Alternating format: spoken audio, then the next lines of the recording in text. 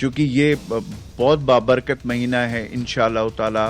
اگر ہم اس میں دو تین چیزیں میں اس میں آپ کے سامنے رکھوں گا. ایک تو یہ ہے کہ اس حوالے سے ہم نے صوبائی حکومت جو خرد و نوش کی جو اشیاء ہے اس کی باقاعدہ مانیٹرنگ ہو رہی ہے. آن لائن ڈیش بورڈ کی مدد سے صوبائی حکومت تمام اضلاع میں اشیاء خرد و نوش کی آن لائن مانیٹرنگ کر رہے ہیں. یہ جو ڈیش بورڈ ہے، یہ جو آن لائن ڈیش بورڈ ہے، یہ وزیر اعلیٰ صاحب کے آفس میں بھی لگا ہوا ہے، وہ خود مانیٹر کر رہے ہیں، اور چیف سیکرٹری خیبر پختونخوا اور ہمارے ایڈیشنل چیف سیکرٹری یہ آن لائن وہ چیک کر رہے ہیں جس میں ہمارے جتنی بھی اشیاء خرد و نوش ہے، آٹا، چینی، دال، چاول، خوردنی تیل، پیاز، ٹماٹر، اور اس طریقے سے دودھ کے سٹاکس اور ترسیل، یعنی جو ترسیل ہے وہ بھی ساتھ چیک کیا جا رہا ہے اور یہ مانیٹر ہو رہا ہے. دوسری طرف ہم نے جو فیصلہ کیا ہے وہ جو ذخیرہ اندوز